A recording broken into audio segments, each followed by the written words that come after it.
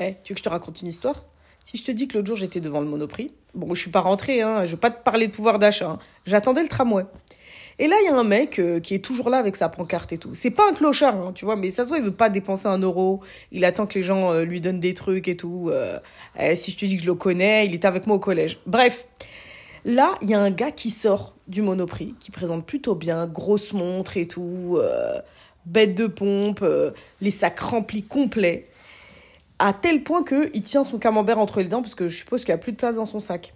Il se dirige vers sa voiture. C'est pas le mec avec sa pancarte, le mec là qui est avec moi au collège, le Jonathan là. Il va lui parler. Il lui dit quoi? Il lui dit franchement, j'en vois des gens passer toute la journée au Monoprix. T'es le plus stylé. T'as un bête de swag. Franchement, tu m'as ébloui de style. Carrément, il lui dit ça. Et l'autre, il était dosé. Je le vois sur son visage, il est carrément dosé. Il commence à vouloir lui dire un mot, tu vois. Et puis l'autre, il continue. Le Jonathan, il commence à lui dire, ah ouais, franchement, je suis sûre que t'as une bête de voix et tout. Donc l'autre, il veut lui faire entendre sa voix. C'est pas, il commence à ouvrir la bouche, son fromage, il tombe. Et Jonathan, il prend le camembert, il court avec. Il court avec, le type. Il court et en courant, il est en train de lui dire franchement, tu m'as cru, t'as cru tout ce que je te disais. Mais vas-y, t'es un gros bolos. En tout cas, moi, à cette heure-ci, ton fromage, je vais bien le manger. Bon, je suis sûre que tu m'as écouté. Mais tu sais que cette histoire-là, elle n'est pas arrivée, quoi. En gros, c'est ce qui te raconte La Fontaine. La Fontaine, dans Le Corbeau et le Renard, c'est une fable. Donc, une fable, c'est quoi? C'est qu'il te raconte une petite histoire et à la fin, il va te donner une morale.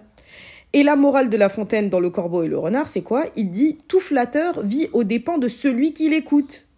C'est-à-dire que là, celui qui écoutait le flatteur, le mec avec sa montre dans mon histoire, eh ben en gros, il le fait vivre le flatteur, le Jonathan. Parce qu'il aime bien l'écouter.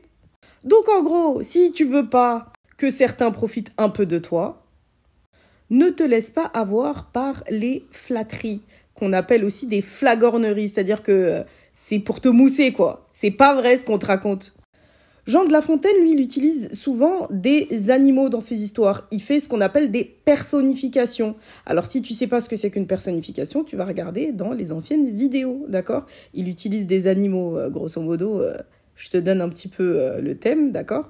Et toi, tu sais très bien qu'un corbeau et un renard, ça parle pas, quoi. Voilà, j'ai fini. Et j'espère que t'as capté la fable. Allez, ciao!